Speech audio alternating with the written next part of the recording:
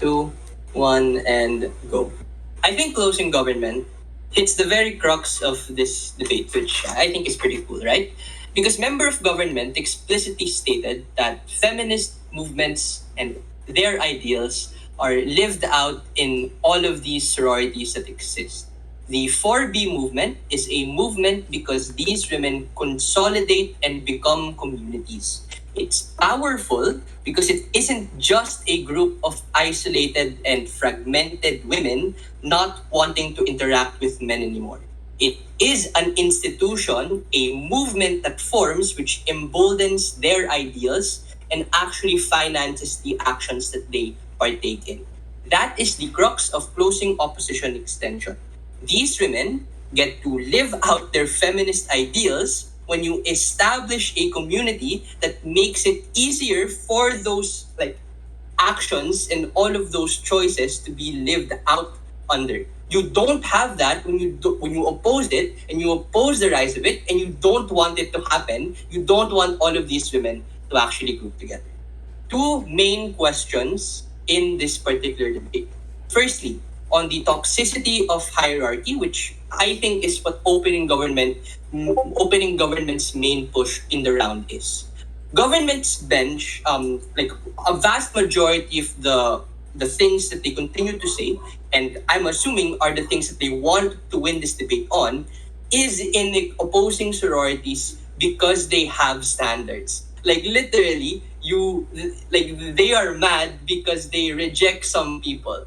I mean, you guys are in a debate institution. You probably have rejected members before. You know of people who have been rejected before. And I would argue being in a debate institution is probably a lot less inclusive because the only thing that reasonably is expected from you in joining a sorority is your commitment. So commitment is a far lower barrier of entry as opposed to all of the debate skills and the things that you need to do in debate. But yes, right, we can concede that there is a possibility that it is predicated on some form of subjective bias and inherent prejudice, like racism or, just not liking how a particular girl looks like, right? But again, right, we have already had a response to this and we have already mitigated that this particular thing and this particular claim isn't going to be as strong as they think it is.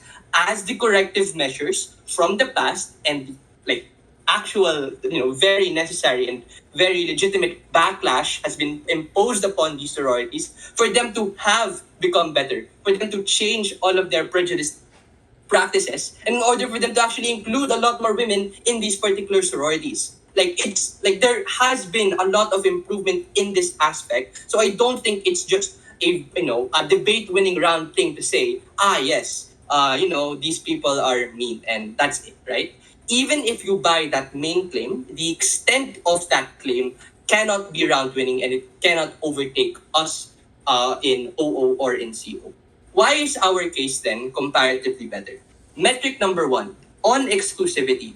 You do not have a relevant and comparative women-specific institution that you can readily access and rely on their side of the house, right? And note the importance of this, right? Sororities are always going to be there 24/7. You don't have that luxury because you don't stay in any of those NGOs that you have, or you don't stay in all of these other feminist groups that aren't a part of the sororities subset that we're classified under.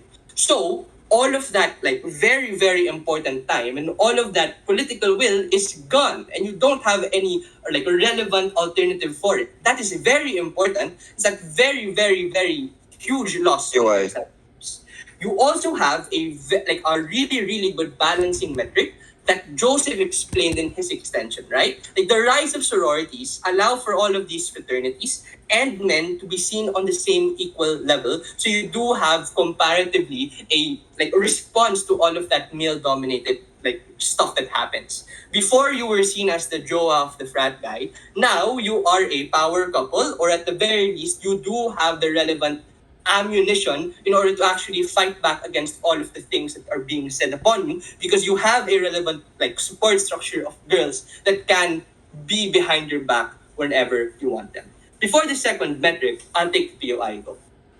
We explain that both sides have groups that one can opt into. The difference is on whether there's a standard or there's no standard. We explain because without a standard on our side, there's more inclusivity because you don't have to follow that standard to become part of that group compared on your side, which is quite not inclusive because you have to adopt the standard if you want to be part of that group.